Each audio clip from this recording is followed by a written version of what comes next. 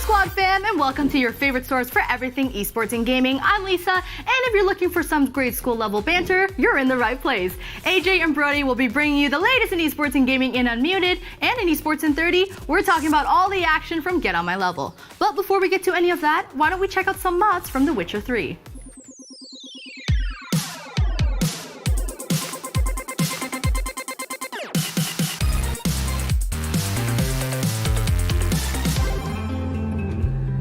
The Witcher 3 is many things. It's one of the best RPGs ever made. It's the conclusion to a great trilogy of games.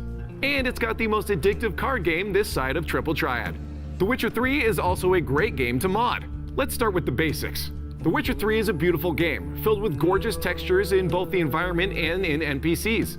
But not all of us, like our producer Tyler, have PCs that are capable of running such a modern game. For him and others like him, there's the Ultra Low mod. Now you too can game like it's 2003. When everything looks like a potato, nothing is a potato. Like many RPGs, The Witcher 3 has fast travel. But if you don't want to deal with loading screens, there is a mod that lets you zoom across the map. The problem? Well, see for yourself.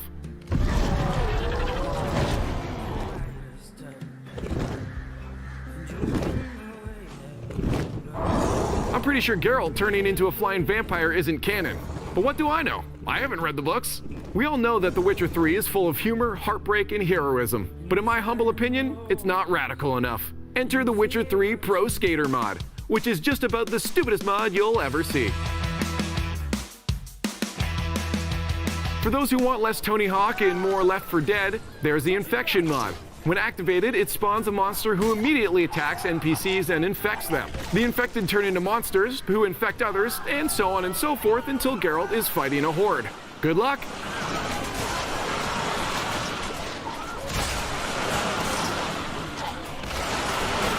But you know what? Sometimes Geralt needs to take a break and relax a little bit. So why not sit back, chill, and smoke a pipe that definitely does not have weed in it? No, seriously, don't call the cops. Lastly, I leave you with the most nightmarish mod in The Witcher 3. Does it add new creatures? Nope. Does it make everything way more difficult? Nope. All this mod does is add free cam to the game and, well, see for yourself what happens. The Witcher 3 is a great game, so why not make it better with mods like this?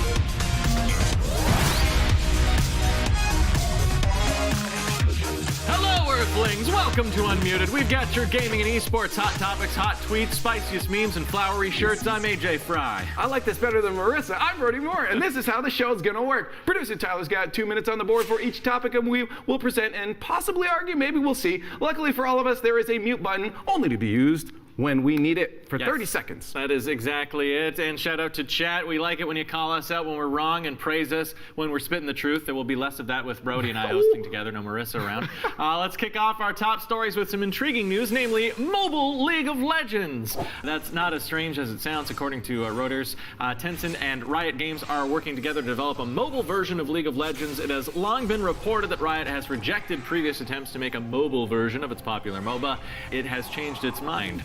Reportedly, the game has been worked on for a year, but it won't be launching in 2019. So, Brody, what do you think of a mobile version of LOL? Is it too little, too late? I don't think the reason is really that unknown, is it? It's called dollar bills. Yeah, that's the you reason gotta get for those dollar bills. anything. Mobile games are huge right now. We see it, especially in the Asian region. Like, just absolutely nuts. And League of Legends being on mobile, maybe a bit too late. I mean, you already got like Arena of Valor and stuff. Like, There's a few big ones. There's Arena of Valor, there's Vainglory, Vainglory. there's Mobile Legends Bang Bang, which I think has the best name. League of Legends. You're not going to touch Mobile Legends Bang Bang. You just can't even. Don't even try. But they're all ripoffs of the original League of Legends. I just don't understand how these games work on the mobile platform when you've got so many different actions. But people... I'm with you on that one. I mean, I think we're already going to agree here on the fact that, mobile gaming is, well, it's mobile gaming. It is inferior. Neither one of us has to mute the other. We agree on this. I really don't,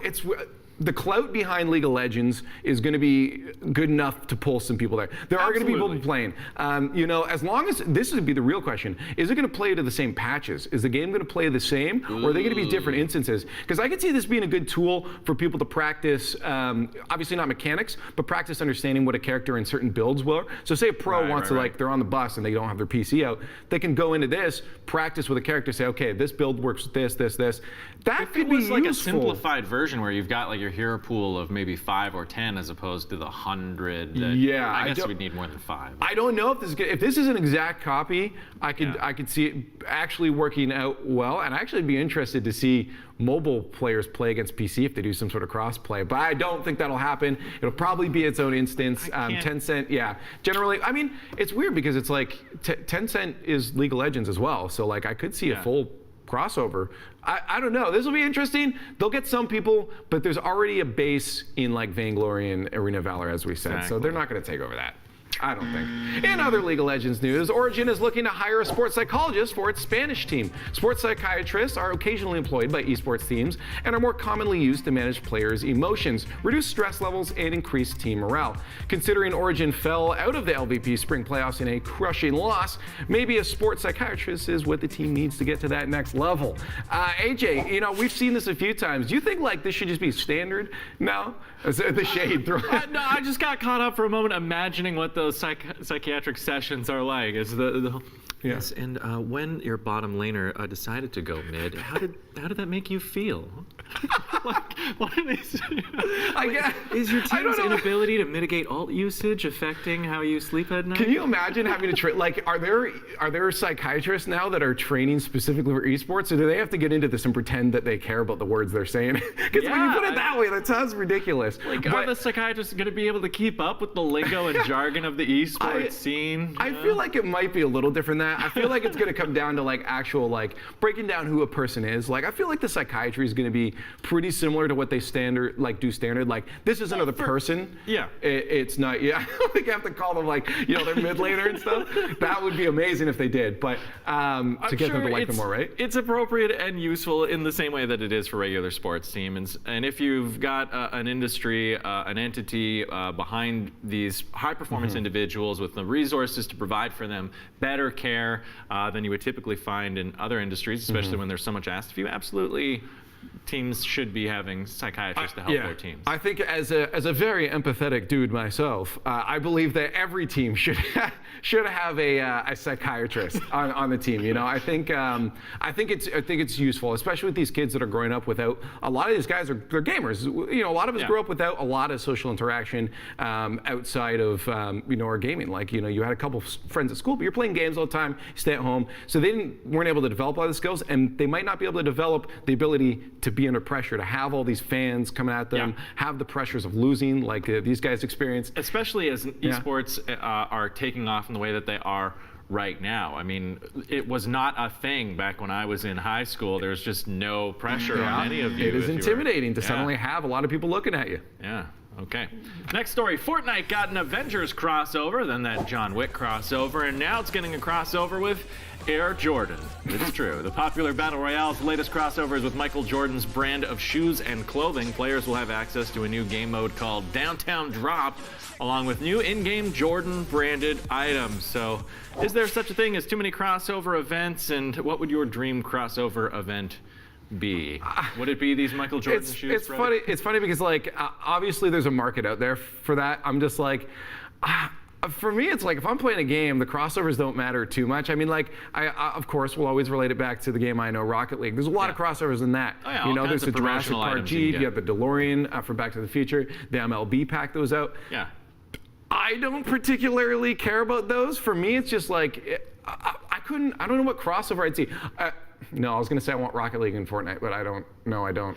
It could happen now with Epic, but I don't know. Be surprised if that's coming down the pipeline. I think maybe it's that we're at a place in our lives where we don't care. We have the things we like. We're old. I didn't want to say it, Brody. You're younger than I am, but it's just the case of like at some point you don't care for those frivolous things. But this is for getting the money out of the pockets of the young kids who need all the cool things that make them cool. In the moment, my friend has this cool new thing. Can I get Yeezys in Fortnite? Exactly. You can't afford them in real life, but you're going to spend the $2 on them in the game. And I wonder if it's going to be that cheap. I mean, in-game items are getting expensive now. It's like, and they don't help you at all. They just make you look cool in the game while that other player who's better than you kills you. Although, shout out to Fortnite, it very, very well could. They're very known for adding changes that nobody asked for. Oh. So I could imagine the Air Jordans giving you like a 40% higher jump or something. Yeah, I could absolutely see that. I don't know. Yeah, when it comes to crossovers, can you think of anything? I'm just like, I don't know. You want in like Overwatch, like. What kind of crazy Overwatch crossover? I mean, it would just be cool to have other Blizzard characters show up in Overwatch. That's I like the Blizzard skins for some of the characters, like Barbarian for Zarya, that sort of thing. But nothing that springs to mind. Yo, Diablo dropping in hot in Overwatch. New tank, Diablo. I deal with that. All right, maybe there is some crossovers I could deal with. Anyways, last story. Lastly, the Tfue FaZe Clan lawsuit and drama continues to burn down parts of the internet. While Tfue has stayed quiet, FaZe Clan donated $60,000 to Keemstar so he could host 3 new weeks of Fortnite Friday. The amount is equal to what FaZe says is the amount of money that they earned from Tfue's time on the team. Talk about shots fired. Just a recap if people don't know. Tfue's claiming that FaZe was taking 80% of like his revenue and winnings and stuff. Right. And FaZe is like, that's a load of crap. Here's the $60,000 is all we've ever made off of him. Here is it back. We don't want his money. We don't want anything to do with anymore. So it sounds like they're handling this in the right way, giving this money to Keemstar so we can Keemstar. The issue is he's giving it to Keemstar, and we all know how much we love Keemstar around here. Yeah. But I mean, he's doing something good with it, right? These events. So, here's the thing. Yeah, I guess it's going back into the community at this point. You know, I'm like, at the end of it, do you think this is going to clean FaZe's hands from all this? Like, do you think this is what the last step that FaZe needed to just be like, hey, you know what, we're done with this drama? Everything is about perception, and it seems like they're making the right move in this instance. Obviously, Tfue has enough of a following to sustain himself even without FaZe. Yeah. Exactly. So I think so long as they continue to toe the line that they have established, saying, look, all we ever made off him was $60K, which if you're signing like an up-and-comer as he was when they did, maybe they've even invested more in him than the profit that they've been able to reap off of his sponsorship. Again, Banks was saying that he signed Tfue when he was at like 100 viewers on Twitch, right? That, like, you're not making anything. Even if you're taking 80% off a guy with 100 viewers, that's not worth it to a multi-million-dollar org like FaZe, right? Like, there's no point in even taking it like that. Like, sure, maybe you could hope that in the future, but at the end of the day, even if you're signing 80% contract, that's on Tfue. Yeah. You dummy, right? So I think FaZe, for me, this is a final step. It's to clean their hands. But I think they're done and out. I think that the only thing we have to do from now on is watch as those lawyers come at FaZe. And if they need to sign 2 new streamers, I know a couple of dudes who, you start small and you get big. Yeah. Help us, FaZe, please. Help us, FaZe. Help! Anyways, it's time to check in with actual streamers and clip it. Our first clip comes from DKane, who after getting 1,000 subs on Twitch and decided to live stream himself quitting his job. Here's what happened. Hey guys, today's the day. I quit.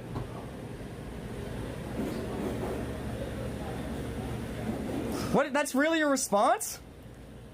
I got no response for you because you don't respond to my text messages. So That's it? I'm done with you. I'm shaking. Mike, this made me very nervous. Of course it made. That's it.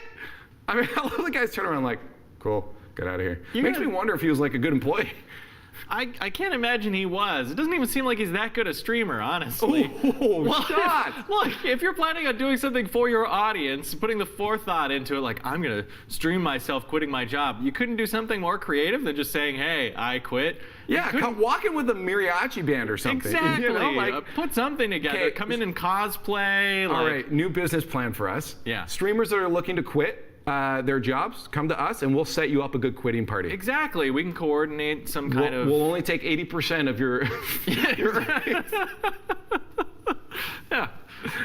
We got to come up with a good business name for this. I like it. While we think about it, let's move to this next story. IRL streamers sometimes catch crazy things happening, and Gianna Lee isn't a stranger to this. This time around, she caught a guy pickpocketing. Pay attention to the guy in the background. It's just it's hard because you have your arm.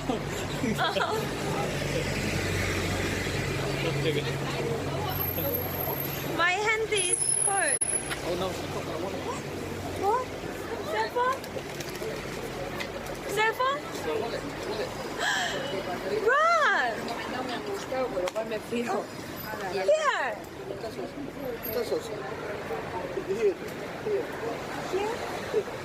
No, it's yours. Yes, okay. It's yours? Yes, thank you. I see. Oh, it's one of those scammer guys too that comes back later and said, I did you a favor. How about you throw me $20 and for finding your phone for you? Or he just looked in the wall and went like, oh, there's nothing in it, and noticed that he was actually on camera there. And that's the crazy thing is that she didn't even notice. Like, she didn't actually catch him. It was the camera that caught. And what was weird is that he actually had an accomplice with him. The pickpocket was walking with the lady, so it's like a two-person job. I actually saw someone being pickpocketed when I was in Beijing when I was 18 years old. Really? Yeah, they were crossing the street, a lady, and she had her purse, and a guy just crept up beside her, opened the purse, reached in and pulled out the wallet. But I was so like dumbfounded and shocked, and also going like, I don't, like, how do I call out pickpocketer? I don't know. Yeah, you're in a place, it's not your homeland, country. You don't know. Like, I had one person who spoke kind of broken English with me as a translator, and just to be able to coordinate that, and whether this guy who was, going to be charged with a crime would pull out a knife and start stabbing me if I was like, I was so too scared hard to say anything. Also, yeah, I guess how do you translate to the lady? Be like, because you can't just say you got pickpocketed. She'd be like, huh? Yeah, exactly. Like, she won't know. Who's this guy? Oh, that's hard. Well, it's the best time of the day here where we scrolled through the Twitters to bring you all the things the pros bless us with on their timeline, like when they just stop by to give us their hottest takes. Call of Duty Pro Method says, stopping by to say Italian food is the best and it's not close. Indian food is also a sleeper. Spacely then quickly replied with a photo of a younger, more rounded Methods. I gotta agree. Italian food is tops, though I would also put Indian food in my okay, so I had Indian yesterday because sometimes I just get cravings for it, and butter chicken is the bomb. There are not a lot of foods that I get cravings for, and I would say that Indian food is some of the ones I get cravings for the most. So I got a lot of Italian. What's your tier list? That's so hard. I mean, like, I got a lot of Italian family members too, so I've had like some good Italian cooking. So you can't get.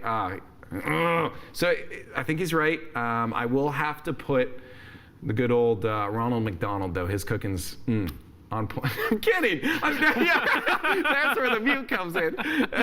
No, I couldn't disagree with that. In all honesty, Italian food is tops. Yeah. Mexican food also up there for me. I get over it though because it's all the same ingredients, just shaped differently a lot of the time. That's cool. Different shapes. Yeah. Right. All right. Let's all taste good. Yeah. Let's keep that shape between COD Pros going with this little back and forth between Sensor and Optics Crimsix. Sensor tweets, 3 months, $75,000 later, my backyard is finally complete. Backyard renovation video going live at 6 p.m. EST.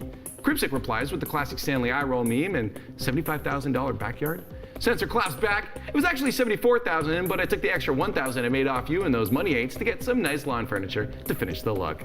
Ooh. So every time you look at your furniture, thinking about how bad I clapped you. That's good. That's a nice burn right there. $75,000 though. For a backyard. Yeah. What? That's crazy. You know what? He should have just gone, if he needed that extra money, he should have gone to banks, because clearly FaZe Banks has a lot of money Help you that out he's with made your- off Tfue. I'm done. I'm done ripping on I Tfue. tried to host a LAN party in my backyard one summer back when I was a kid. Oh yeah. It was not successful. It was you got to like have LAN party in the backyard. Yeah, but the sun's going down, so the light's all in your eyes Yeah. when you're trying to game, and then the bugs are coming out and bothering Even you. if you face the other way, you got the glare. Exactly. It's just it And didn't what if it work. starts raining? Yeah, That's risky pack up. Took us too long to set up, and we had to move it all into the basement. Oh my God! so I commend the balls for trying that, but Yeah. like that is hard. Leave your backyard for relaxing, not gaming. Our last profound thought is from a friend of the show, Dota analyst Naz, with the realist talk. He says, life is actually so much easier whenever you're feeling stressed or pissed, you can go outside and swing a katana at things. What? And that Nas! is something you shouldn't try at home. Is he a trained professional swordsman? I honestly wouldn't put it past him, man. This guy's a genius. He's a professor as Right. well as a Dota analyst. The man's a genius. So wouldn't put it past him that he has some skills in swinging a katana around. I mean, any kind of physical activity can help you de-stress, and a katana cutting through some things like milk cartons or... He's playing, what was that, Fruit Ninja. Fruit Ninja, IRL Fruit Ninja. Actually, I'd be down for that. Do we have a katana? Does anybody have a katana around here? Get a katana and I think some we watermelon, left. I actually have pineapples. a katana at home. It's dulled. It's just for show. But sometimes I do like to swing it around, not hit anything. Right. But I feel Get him. it sharpened up, go out into the backyard. I feel him. I feel him. All right, let's move on to crowd control. Yeah. We collect internet things and put them right here. Let's start things off how I start my day. Role play time. I'm Pichu. Lucario is the morning alarm.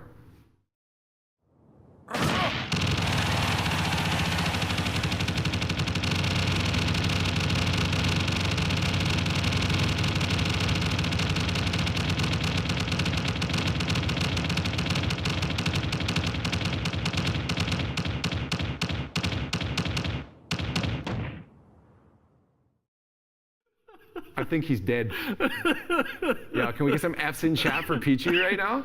F's in chat. That is, reminds me of the early Simpsons episode with Homer going over the gorge and, Oh yeah. slamming his head on the wall on the way. Oh, It just doesn't say, I call it the Family Guy joke, where it's like it just keeps going for so long that you're annoyed of it, but then all of a Then sudden it it gets starts funny getting again, funny again. and you go through waves of it. That is a rule in comedy Pichu. for sure. I love these original creation Smash Brothers levels and all the fun that they Mm-hmm. give us. It's a good thing Marissa isn't here for this next post. Speaking of Smash characters, she's going to realize she messed up her wedding planning.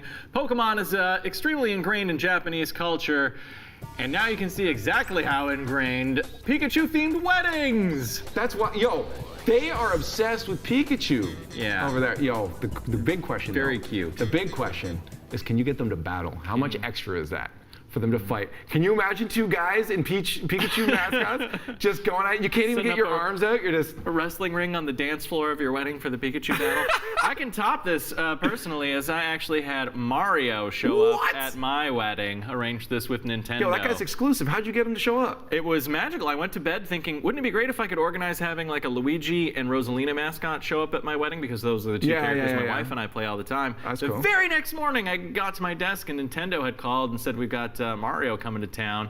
I said, it was amazing. Let's book him for my wedding if we can make this happen. Santa's coming to town jingle, but it's Mario instead. That's kind of creepy. Yeah, But but it was fun. It went over well with the kids, and everyone was super excited to see Mario at our wedding. Nothing ever exciting happens to me. Well, you got to I get stay married. in. Well, I'm not. No, I'll pass. Anyways, our last post was titled "Shoot for the Moon, even if you miss ... But I think a better title would be, "Hi, I have a rocket launcher, and it doesn't matter where I am." So, it really is. You just shoot a rocket, Boom! and I wonder what those guys in the helicopter are thinking, though. Like, really, they're probably like, Oh, "What he's the going to miss. Don't worry. straight up, a tree just falls into you and you die. I'd be so tilted. Now, if that was GTA, that tree would have won. You run full speed in a car into a bush and you just stop. Tree takes you down. I want to see that destruction from Battlefield in GTA, and now you have truly the most immersive world. Actually, bad idea. Everything would just be flattened out. I think by the end of it, everyone would just run around Complete with rocket destruction. launchers and flatland. That's it. Entirely. Oh my God. Anyways, that's it for Unmuted. Remember that you can always hit up on our socials just to say hi or send stuff to react to. So type !! Socials in chat right now for all of our channels, and we'll see you tomorrow.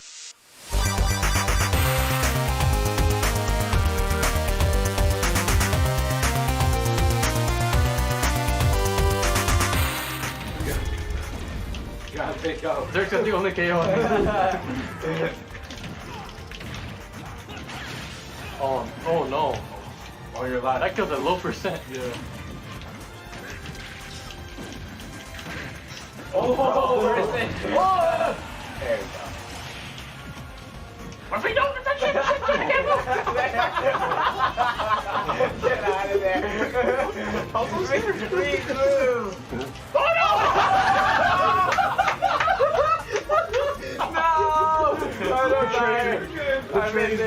I played for the other team. Both my stops are from you. Remember, you can catch the VOD of our green room on our Twitch, and while you're there and after you subscribe to our channel, you can spam Squad Nona as much as you want, especially when Brody says something dumb, which is often. Just in a bit, Drew and Brody will be bringing you a stacked Esports in 30, calling up special guest HugS, and we got Meez as well. But first, let me get you caught up on the top gaming stories and reported.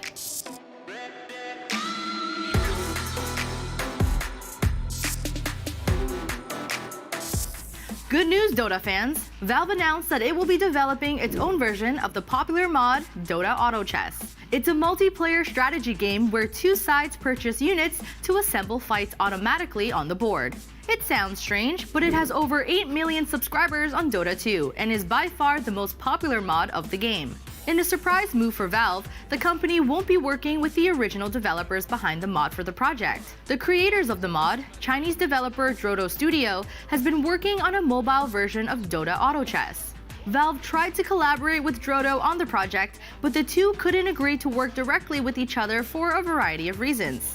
Instead, Drodo will continue to work on a mobile version, which Valve will help migrate users towards. Valve's standalone game will be the only PC version of the mod, which will still be updated by Drodo over time. Valve's last game, Artifact, crashed and burned pretty quickly, but I bet that Auto Chess will be much more successful by comparison. The new Mortal Kombat movie's release date is officially set. Audiences everywhere can head to their local theater to watch heads get punched off and spines ripped from bodies when Mortal Kombat releases on March 5th, 2021. We don't know much about the movie, only that it will be a reboot and will be unconnected to the first two Mortal Kombat films from the 90s. Warner Brothers isn't wasting any time on getting it off the ground. It's set to start filming in South Australia in June. The film will be written by Greg Russo, who is also writing the Resident Evil movie, and will be directed by Simon McCoy, who directed several live-action Call of Duty World War II commercials. No actors have been announced yet, which means we still have time to pick our dream cast. Here's an idea. Michael Fassbender as Sub-Zero. I mean, he's already starred in The Snowman, so he's a perfect fit. Optic Gaming CEO and owner Hector Hex Rodriguez is fighting to retain control of his brand, as Immortals is preparing to purchase Optic's parent company. The outspoken CEO took to Twitter to say that he's working hard to try and retain some part of the green wall, though he couldn't offer specifics. If Immortals' purchase goes through, the org would own the Optic brand, and it's rumored that some of Optic's teams would be rebranded to Immortals. But others, such as Optic's Overwatch and CSGO teams, would have to be sold, because Immortals can't own more than 2 teams in the league. Optic Gaming has one of the biggest brands and fan bases in esports, so it'll definitely be sad to see them go. Best of luck to Hex as he fights for the green wall.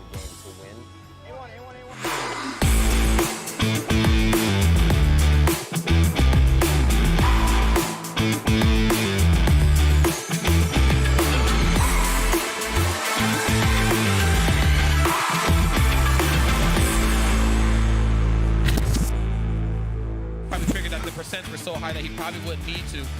Oh my goodness! That's it. Ladies and gentlemen, there you have it. Your Get On My Level 2019 Grand Finals champion, TSM Tweet. Yeah, he really can. Yeah, he can get a little more crazy with it, knowing that he has these Doxus Mare. Oh wait, that's this might be it. There it is! Mango! C9 Mango is your Get On My Level 2019 champion.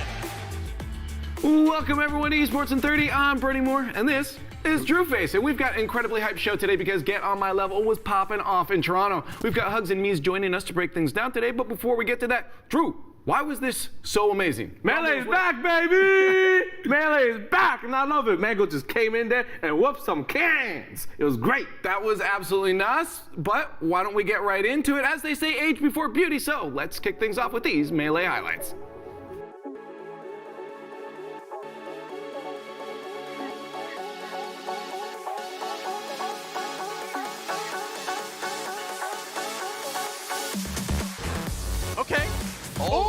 Starbucks just trying to cover ground. And he gets it! Just enough on the platform. Yeah. He's like, I'm gonna. Oh my god, he knew that he would ledge dash right away. Oh, he caught that? That's it. Dang. Wow, good job though by Loki. Dude, the text from Swedish Delight to avoid the laser reset have been super good. Yeah. Oh, Mango that's right again. There. Oh my god, wait a second. Wait a minute. Oh my god, he gets the shine. Oh my god. What is happening? Oh my god. And he gets a down smash. Mango takes the set. Mango with an amazing comeback. How did Mango take that set? Trying to catch a double jump off of the descent from the up air. Oh wow, the fire burning. Oh, the shine. The defensive shiny bounces off the stage. Oh my god. That was sick. Leffen at the most perfect of percents. Dude, all of these little openings, you gotta hit the confirms. But he gets the shot. And Leffen 3-0 ace box here in Gommel 2019. Oh my goodness. That's the backer off stage. And Axe pushing this to a game 5. Bring him to the final stock against Axe and then to victory. Oh no! Oh my god, he's on. Oh no! Okay! No, double and that's it! And Axe takes the set 3-2 over H-Bat. Still too low percent for back here to KO. But man, every hit hurts for H-Ball. Oh, he tries for the craziest tomahawk grab. Okay. Oh, and he gets and Withrow beats Hungry Box 3-2 at Gommel. A 3-0 comeback. Oh my god! Ooh, you better stay down. Down smash. And another force that. Oh, wait a minute. Wait a minute. Yeah. He's trying to style a little bit. But another shield drop into the platform cancel and a force stock. Leffen needs a grab or a knockdown right now. Wow, great crouch cancel there from Mango. And he took the double jump, and that is it for winners finals. Mango with the 3-0 over Leffen. Wow, that actually just up tilted the Fox and like beat it every time. Yeah. Wait. Whoa, this and edge guard from Axe. Forward tilt. Oh my. Yo. And the spike. Axe though, yup. This is a big swing game here in game 3. Oh! Yo! What a call out! Oh my god! Are you serious? Yeah, Leffen using a little bit of lasers now because he's almost in KO. Oh my god, he's on stage! Nobody's on stage! The down there! Go for it! And the Hedgehog Axe has done it! 3-1 over Leffen in losers finals here at Gommel. Yeah, he really can. Yeah, he can get a little more crazy with it, knowing that he has these stocks to spare. Oh wait, this might be it. And there it is! Mango! C9 Mango is your Get on My Level 2019 champion. The kid is back! Mango is your Gommel champion as he won his first major since 2017. To go over the Nutty Melee tournament from Gommel, we've got HugS Gonzalez joining us. What's up, buddy? And hey, how's it going, man? Good how's to be the leg here. doing? I feel like I just saw you guys. Yeah, it was very recently. If you missed it, he was sitting right here. Yeah? He's got a nice shiny leg now. It was actually this one, right? Oh, they buddy smooth, baby? Are they buddy smooth, Hugo? Yeah. That's great. All right, let's get into Gommel, though. But before we dive into the competitive stuff, you were praising Gommel in Toronto on Twitter. What made this event so special to you? Dude, T.O. Joe, the person who is in charge of running everything, and his whole staff, they just did such a good job. Like, it ran flawlessly on timing. The scheduling was great. The venue was awesome because it was in downtown Toronto this time, which is so much better than Mississauga, sorry to say. But, yeah, it was, we agree. It was just well run. And then the thing that he couldn't control that made it such a great tournament was the matches were sick, both in Ultimate and in Melee. So that just adds a bonus to the whole event to just make it like on another level, you know? Well, why don't we dive into it, because you've been hyped about it too. Mango. Oh my God. Yeah, Mango's finally back, baby. Mango's back to the top. And it's been like 2 years since he won something. Well, Yeah. what got Mango back to his form, man? Why is he looking so vintage, baby? I don't know, man. There's like there's a theory about Mother's just completely natural talent, and it all worked out, man. I don't know. It was just beautiful to watch. So what does this mean now? Because, I mean, we've been talking about it for a while. Like, obviously, that I really think that, you know, the Five God narrative is kind of like way out the window a while ago. And this is kind of showing it too. But what does this mean for the competitive landscape of Melee? What's it looking like? Is everything getting shaken up? Are we going to see more shakeups soon? I think we've been seeing a lot of shakeups lately with one of the only people not being shaken up is Hungrybox, but him getting 5th, I think that's the first time he's placed lower than top 4 in like 3 to 4 years. I'm not sure. But yeah, seeing people being capable of being Hungrybox starts to change the landscape a lot. So then you start, taking him down a notch, and now everyone's kind of like in danger of losing to the rest of the top 10 to 15. So it makes things really exciting, and we're going to get to see a lot more diversity in our top 8s. Well, one of those too, like Axe was popping off. Oh, I love Axe. So to see him like do so well, he almost took down. He was just short of taking down Mango as well. And when Mango was popping off, he finished 2nd at Genesis, and now he just got 2nd at Gommel. How has he been so consistent in being able to like face off against the gods and put himself up there? Well, I think against the gods, he's typically got the best shot against the spacey players like Mango and Leffen, and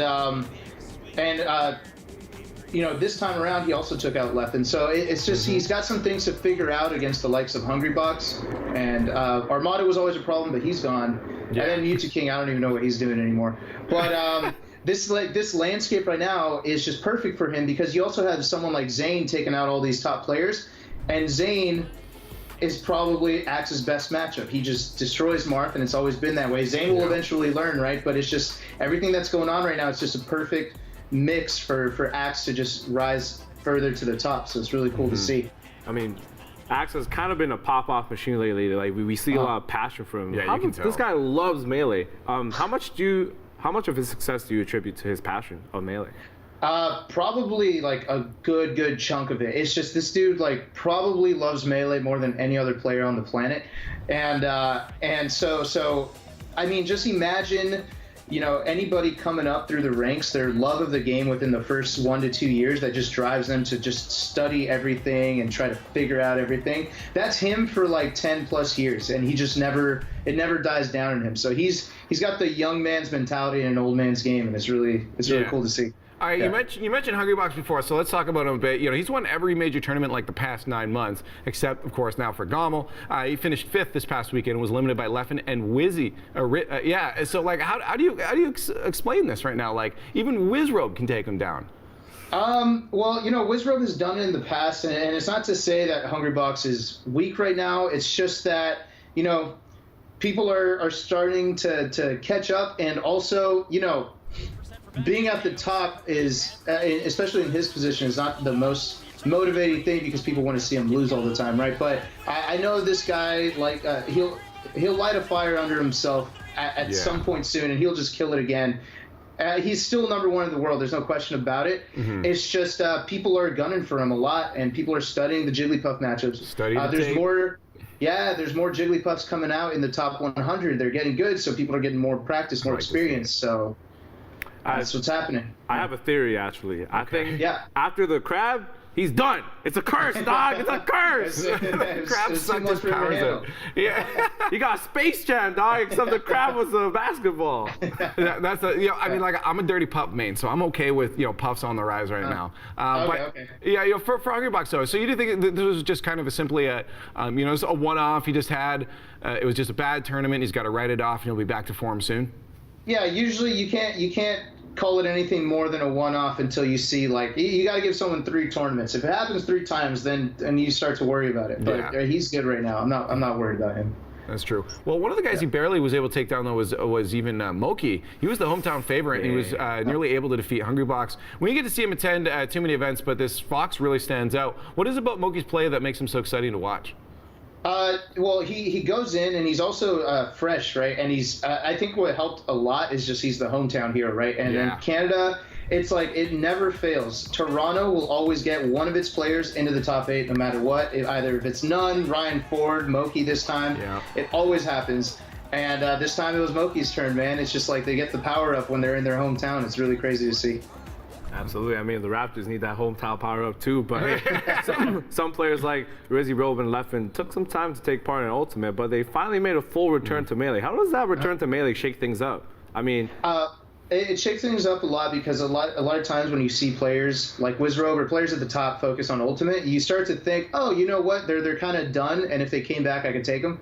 and then they come back and then they kill it more than ever. And then you realize that when they play Ultimate, they start getting new ideas in their head, and things start to look a little more fresh when they play Melee. So I think with Wizzy, that might have been a refresher he needed. I mean, Leffen could have done better though. I guess that's kind of an exception, but you know, he still played well. Yeah.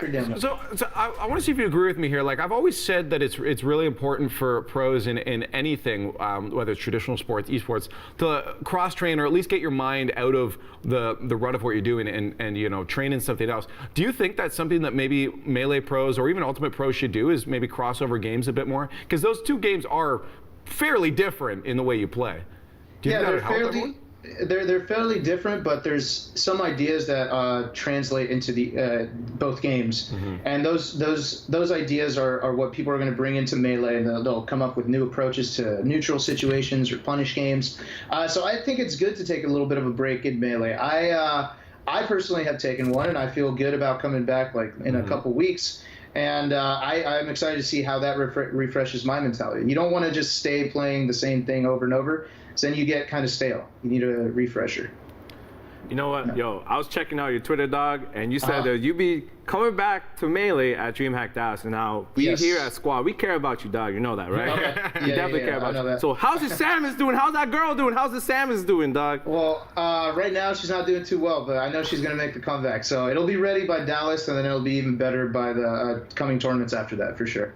Can you break down a bit of like what you're working on? I don't know, you don't want to give too many secrets away, but like what's your regimen right now? Give us a scoop. And getting ready for it. Give us a scoop. It's going to be the classic training regimen that I've always been on. It's going to be like drilling my own things to get my fundamentals down, playing on net play to get that human interaction going and that decision making up, and then I'm going to be attending a lot of local tournaments here in Jersey to kind of, you know, you got to train your tournament composure too. You know, stamina, not getting annoyed, things like that. So I'll be practicing controlling that the emotions. Trio of things. Yeah. Now, get back into it. Looking at these tournaments coming up, obviously we just saw a huge shakeup, and I expect to continue seeing shakeups. Is there any way you can maybe put a couple names out there if you expect, you know, in those top 4 spots, you know, top 3 for the next few tournaments? Who are the consistent players we're going to see?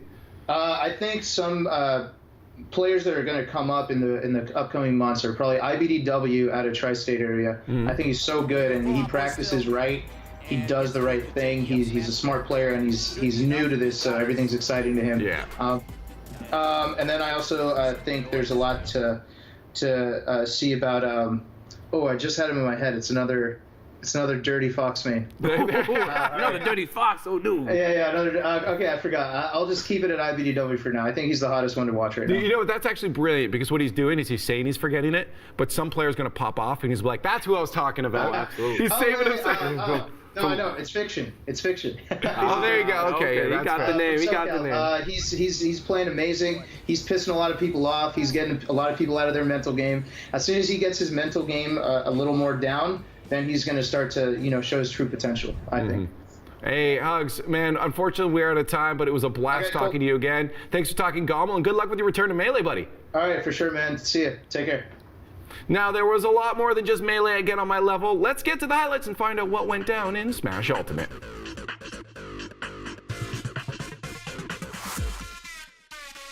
My man's only ever been like kind of in a polka dot frame right now. He only gets jabbed once, and then he's just like, well, I'm not going to let you continue to get any more ink. Oh my, I know all that wasn't, 8 for 8, man. Yeah, that's pretty good. Okay. Oh my goodness, Mars! I needed to stop take. I needed to stop going up there.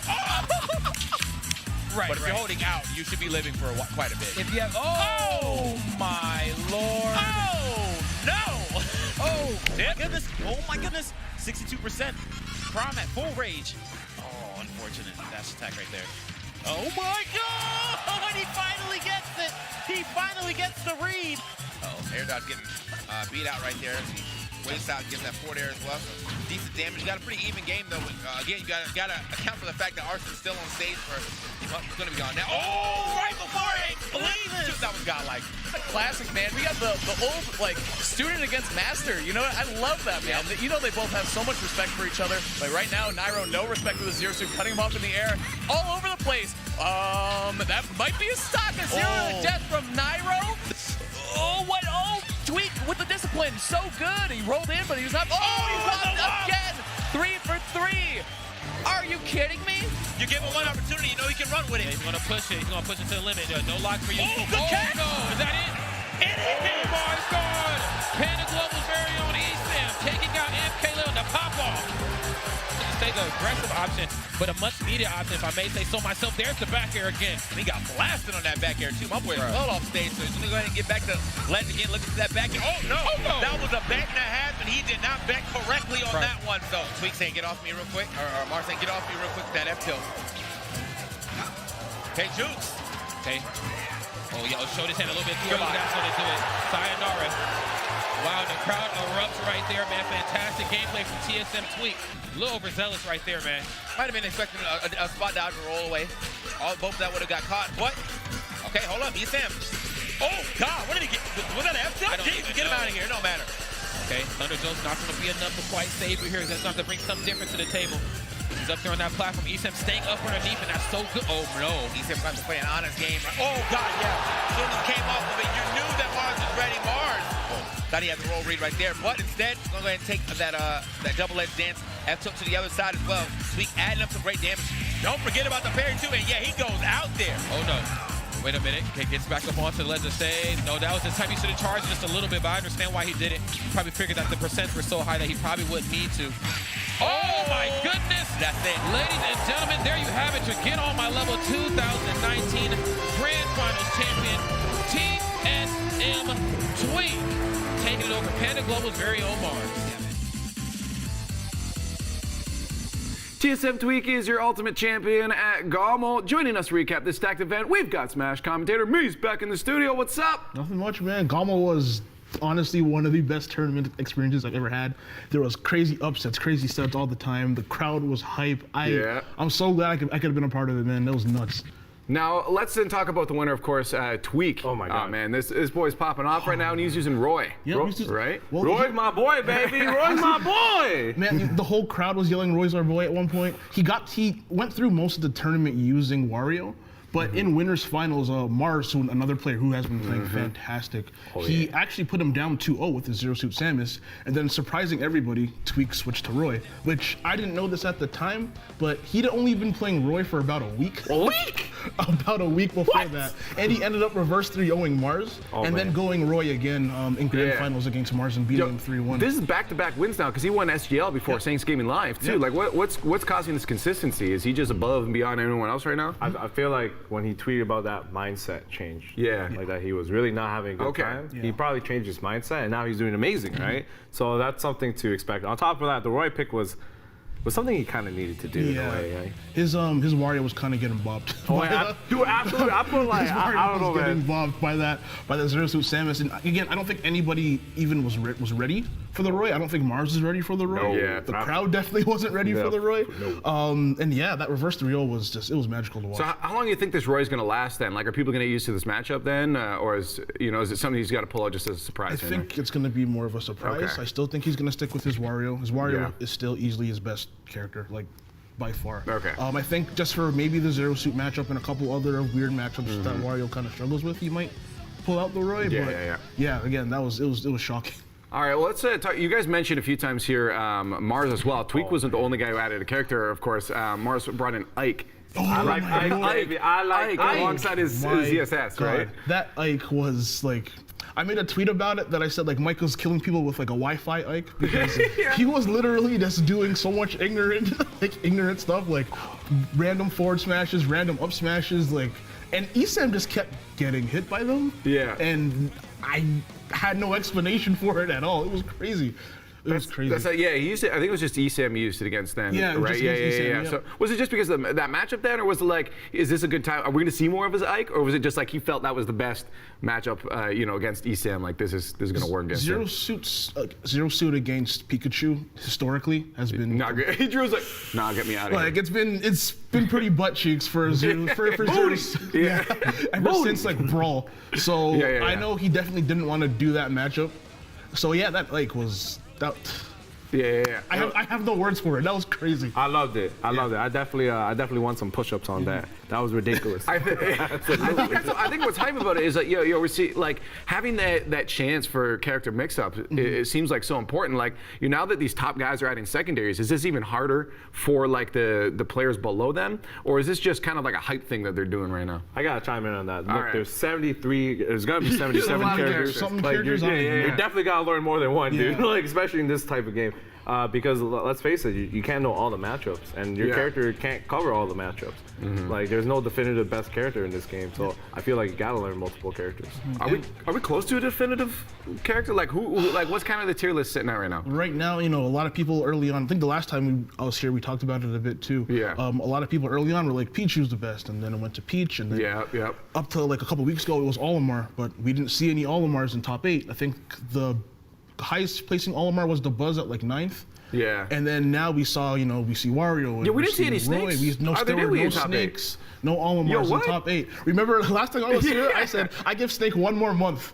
You know what? You I called said it. I give Snake one more month, and we're not going to see him in too many top 8s anymore. And look, here we are. Oh my God, this guy's a genius. There's a reason we have him here. Absolutely. But Meez is Christ. Meez is Christ. Meez is Christ, baby. But like we saw a lot of character diversity in that top 10, that top 8, I should say. Absolutely. 10 different characters. No players were using the same character, which is not something you see in Smash very often. Yeah. Usually got like those 1 or 2 guys who are both main. We even saw Joker. Somebody. We even saw MK Leo get 4th with that amazing Joker. Yeah, that's a sword character though, so it will work out. It will work It's out. a dagger. It's a dagger character. The sword. Before we get to MK Leo, I do want to touch on ESAM because we mentioned it before getting Ike on, but ESAM actually had a better performance. Like last time I think I saw him, he was placing like 22nd in a tournament. And it's like, so he's obviously bounced back now with an impressive losers run. What was it that changed here that allowed him to get himself back up where he probably belongs? I think it's a confidence thing.